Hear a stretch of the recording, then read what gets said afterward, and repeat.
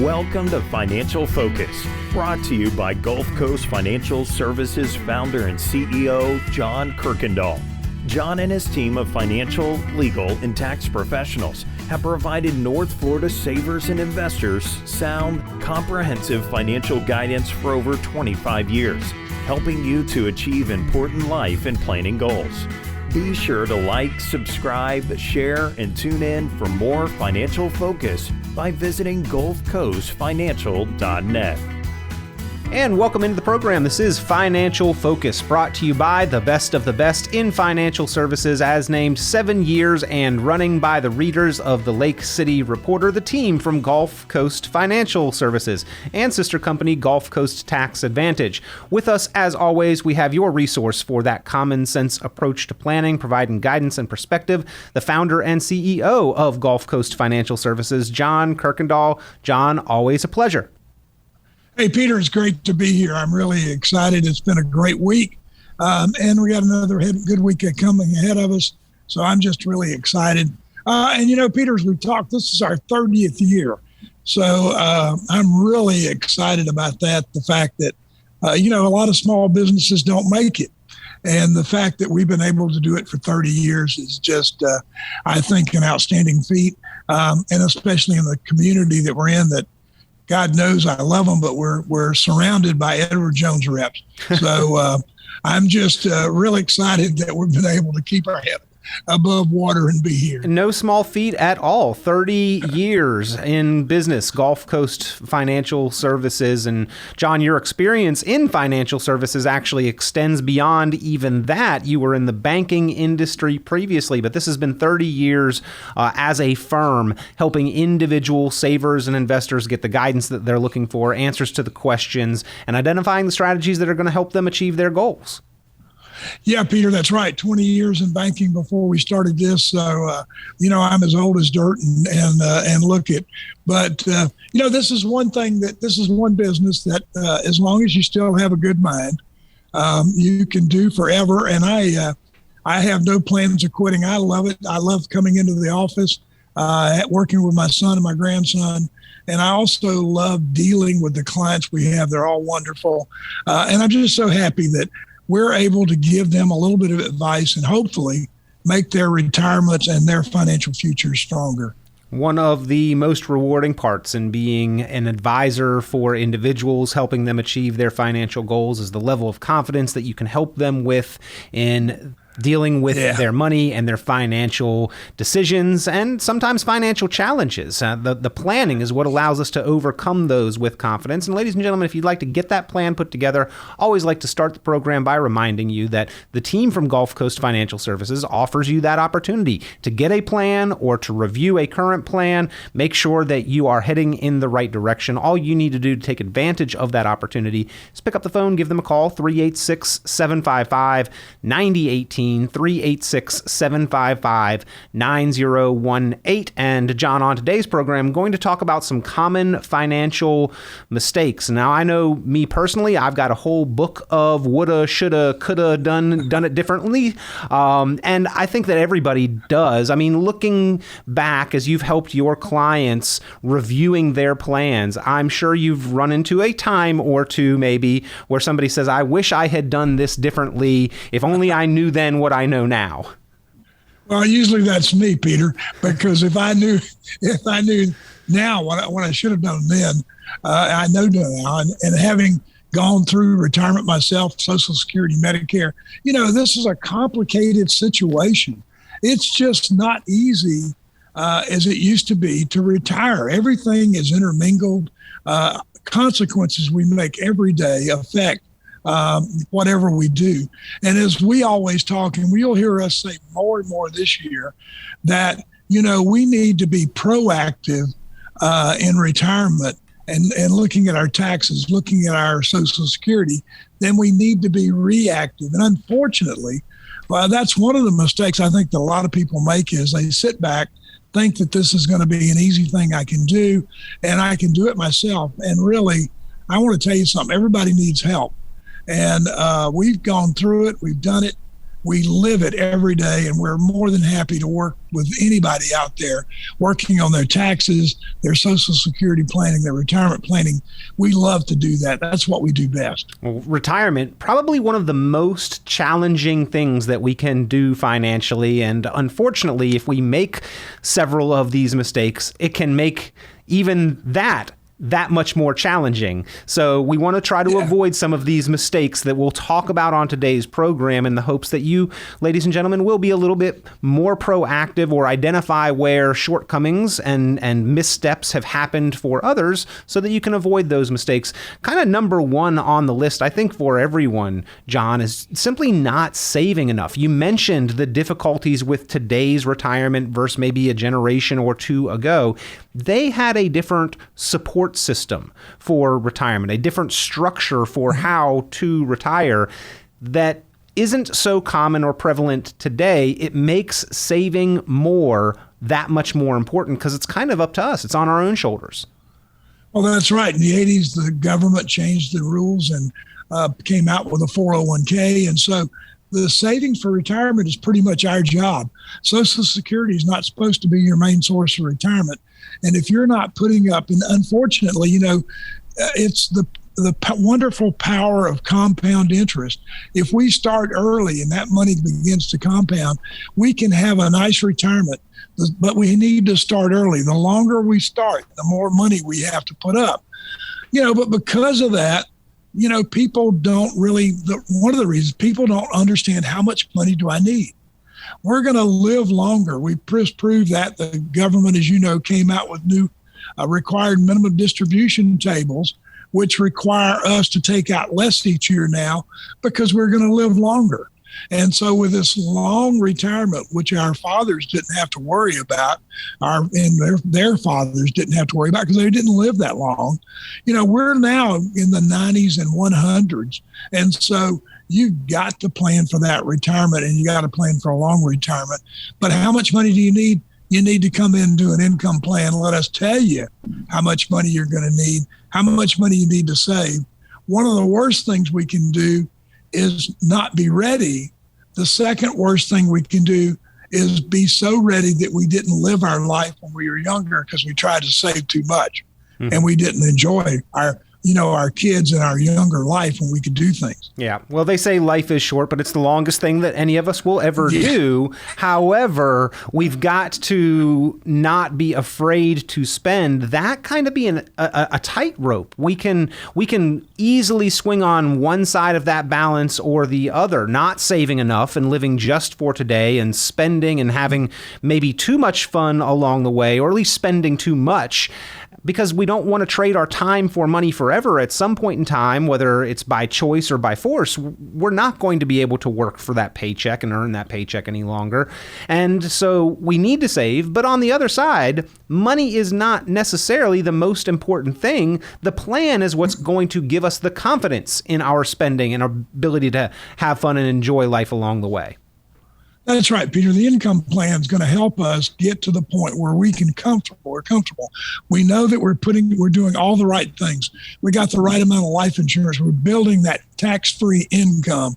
We've got the annuities with the pension income so that we have a guaranteed check coming in every month. And so with that, it will give us the confidence to spend more in our younger years, but at the same time, know we're going to have enough. The thing is that while we're living longer, we're not going to be able to work forever. And so there has to come a point when you say, I'm ready for retirement and I've got this much money saved up and I'm going to have to live on it. And when you start paying yourself those checks, let's hope they're enough for you to have the kind of retirement you want. Yep. Well, you mentioned the power of compounding interest and the importance of saving early. I actually recently got the opportunity to speak with a few different high school classes, and I was speaking to that very point, and I was showing them that if they started saving and maxing out their Roth IRAs from age 20 to age 29 for 10 years and then stopped, versus if they missed those 10 years, started at 30 and saved all the way until they're 65, that they end up with more money because of the compounding interest with just saving for those first 10 years.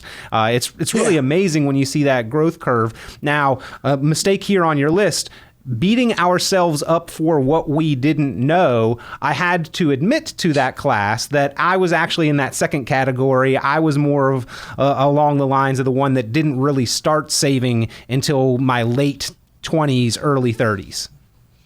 Yeah. Peter, that's what we all did because we didn't know.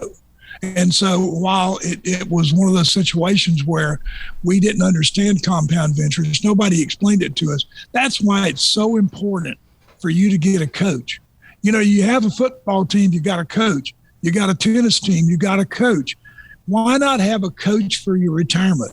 Somebody that helps you, that answers those questions for you so that you can not make the mistakes that they've already seen other people make and they've made themselves. I've made plenty of mistakes.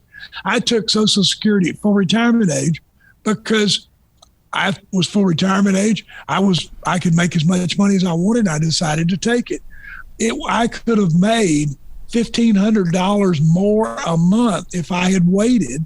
I didn't need the money, but it was what I did because that was what we didn't have the calculators at the time to show us the difference. We have that software technology. I was talking to someone today about the vaccine, how long it took us to develop the polio vaccine, and look at how long it took us to develop the COVID vaccine. So, technology is a wonderful thing, and we have the technology in investing and in financial services to give you the advice you need now.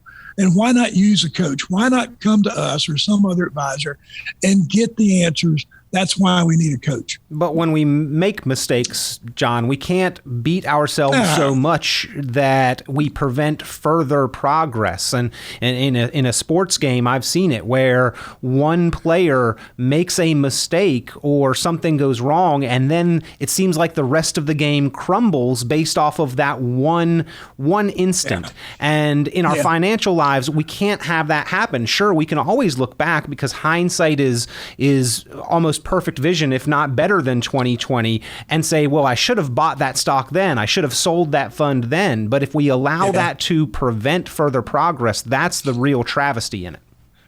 Well, yeah, if I'd have bought Apple, I'd have been a billionaire now. But I didn't buy Apple, and so that's past tense. I have to worry about what am I going to do today and what am I going to do tomorrow. You can't let that bad decision or that mistake, and you're going to make plenty of them, beat you up to the point that you're inactive. You can't be like the individual that was in the money market account for 20 years because he lost money. You have to invest. You have to invest, and you have to do the right things in order to have the kind of retirement that we all want. And we want good retirements. We want to be able to go places. We want to be able to buy the things we want. We want to be able to live our lives to the fullest. And that's why we need a good retirement. Well, we don't want to make decisions based on past performance. And that speaks directly to the unpredictability of the future of the market or the future of companies or the future of stocks. But John, one kind of oversight that I have seen is not realizing what has been important in the past as we move to retirement. That's one area where we really need to look at what has made us successful to this point. It's been the paycheck, it's been the income, and yet so often we forget to take the necessary steps to replace that paycheck and income in retirement. Well, that's right, Peter. Today, there are certain ways that we can get tax-free income in retirement through life insurance. We can take care of our long-term care needs through life insurance and insurance annuities. There are the things that we can do that we couldn't do before. We didn't have these products 10, 15 years ago. We didn't have these products really 5 years ago that did the things that we do today. And so we have to take advantage of those, and we have to make decisions not based on what was available last week or last year, but what's available now and how I'm going to make my life better. And, I always laugh when I get a call and the client tells me, well, my neighbor has bought this mutual fund and they're making 30% and I'm only making 10%. And then, you go find out about it and it's really, they're not the same. It didn't even make that much, but everybody likes to look good. So you can't base your decisions on what your neighbor or what the guy at the grocery store is telling you, because you need to have that coach give you the advice and lead you down the road, and base decisions on what's available today that's going to make my life better with that income plan. Everybody has to have that income plan. We have to have sustainable, paycheck every year. I was talking to Belinda in the office yesterday, and if I had $100,000, and if I'm 65, the insurance company is going to pay me about 5.7%, 5.5% on that money for life, and I can never run out of it. Why would I not want to do that? Yep. Again, there's the tools, the technology available today that maybe was not available 10, 15 years ago. The financial options have improved out there. We need to take a fresh look at those every so often regardless, but certainly in a time where so much has changed, like the last decade or two. And again, if you'd like to take a fresh look, pick up the phone, give Gulf Coast Financial Services a call, 386-755-9018, 386-755-9018. 9018. John, I see on your list of, unfortunately, 2 common financial mistakes. Don't try to time the market. Now, I would say, though, that I think this is one area where technology has maybe worked against us, because with all of the new technology, with the ease and the access of accessing the market, and especially during COVID, I heard of an awful lot of people who decided to sit home and try to be day traders, essentially timing the market. And for a while, I heard lots of stories how they were doing fantastic. And then all of a sudden, crickets, not so much of that anymore. Well, I think, there for a while during COVID, especially when we had the meme stocks, and we had the chat rooms, and everybody was sitting home looking at their computer, didn't have anything else to do. And they were in these chat rooms. And so they decided to buy GameStop, and everybody went into GameStop. And yes, they made money, but those days are over. And as you saw, that didn't really pan out. I know when Robinhood came out, everybody thought their stock was going to go sky high, and it hasn't really done that much. The last time I looked at it, it was still below the offering price when it came out. So, that's a different scenario from what we are normally talking about. The last thing we want to do is nobody can try to time the market. I don't care how good the sophistication of your computer system or how good your technology. There's too much information. There's too many places to go now, and you can get bogged down trying to make a decision when really you should be invested based upon your risk tolerance, because there's a number that you can sleep with. And when you try to time the market, you're going to be staying up 24 hours a day worried about that portfolio. And I don't know about you, Peter, but that's the last thing I want to do. And I want to set my parameters, know what my risk is, and then I'm going to leave my portfolio alone. I'm going to watch it, watch market conditions. And as you know, at Gulf Coast Financial, we are reactive. We do monitor our portfolios constantly, but we don't try to time the market. That's the last thing you want to do. Well, understanding your risk tolerance is one of the keys for that. And two of the next mistakes, not taking enough risk or not taking any risk or taking too much risk. If we don't understand the risk tolerance, we can easily fall on one side of that or the other. And then the plan is off balance to reflect our true desires and our goals with our money. Well, that's true, Peter. And we can, if we don't have a risk tolerance number, then like I say, you're going to stay up at night. You're not going to be able to sleep because you're going to be worried about your portfolio. Everybody has a risk number. My risk number is higher than somebody else's risk number, and your number is higher than mine because you're younger than I am. But we do have a number that we'll live with, so we need to know what that is. I can't put my money in a savings account and expect it to grow, because if I'm at 1%, Peter, it's going to take 72 years for my money to double. So I don't have that long. So I'm not going to sit there at 1%. Now, 5 or 6, 7%, 10 years, I can live with that. I'm on a 10-year plan. And so, if my money can double, if I've got 100 and in 10 years it's going to be 200, I'm happy with that. But You can't afford to sit it in something that's not going to be earning you interest, or sit it in an account that's not paying you anything. But on the other hand, if I put it in something that earned 30% last year and it loses 30% this year, then where am I really going? I'm not going forward. Right. And so we have to be careful. And if we did see those kind of significant gains in an up market, it does probably indicate that you have a large amount of risk in that position. You could just as easily see things go the other way if the markets turn and are in a different direction. John, a couple more on your list is not optimizing Social Security, not focusing on retirement as an income issue, not having those legal documents in place. But the one I think we could finish up with is not accounting for Murphy's Law. What can go wrong often does, and usually right at the wrong time. When we put the plan together, that's sort of you and your team's job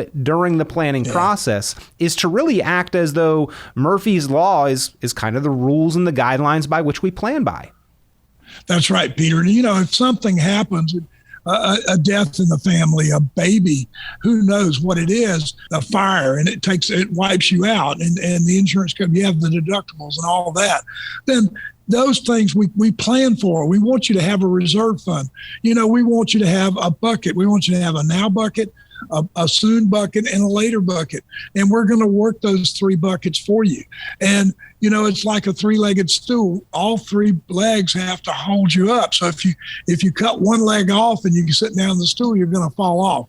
So we want to make sure that we've covered as many of the contingencies as we can. Long-term care. Some point down the road, we're all going to need long-term care. We want to cover that for you. We want to make sure the state documents that you've got those. We want to make sure if something happened to you, that we can handle your spouse, that we know what we're supposed to do for her or him. Those are the things that we try to take care of. We try to make sure we try to cover as many contingencies in the plan as we can. Well, as we look back and consider mistakes, we probably all have at least a handful of them that we've made, but we don't want that to prevent further financial progress. And if we can, we'd like to learn from the mistakes others have made and then avoid them, because we don't have the time or luxury to say, well, retirement, didn't do it right the first time. Better luck next time. Let's try again. You only really have one shot at that ideal retirement. So the key is to avoid as many of these common financial mistakes as possible. John Kuykendall and the team at Gulf Coast Financial Services, they can help you to identify some of the common mistakes and some of the uncommon mistakes so that you can avoid them. If you'd like that help and assistance, if you'd like that detailed forensic financial analysis, really diving into each account, each position, each statement, and making sure it's doing its best for you to achieve your goals, pick up the phone and give a call. 386-755-9018. That's 386-755-9018. 386-755-9018. Or you can visit online, gulfcoastfinancial.net, gulfcoastfinancial.net. John, always appreciate the time. Never a mistake to tune into Financial Focus. Never a mistake, Peter. We're always here for you. Thank you. Have a good week. Be sure to like, subscribe, share, and tune in for more Financial Focus by visiting gulfcoastfinancial.net.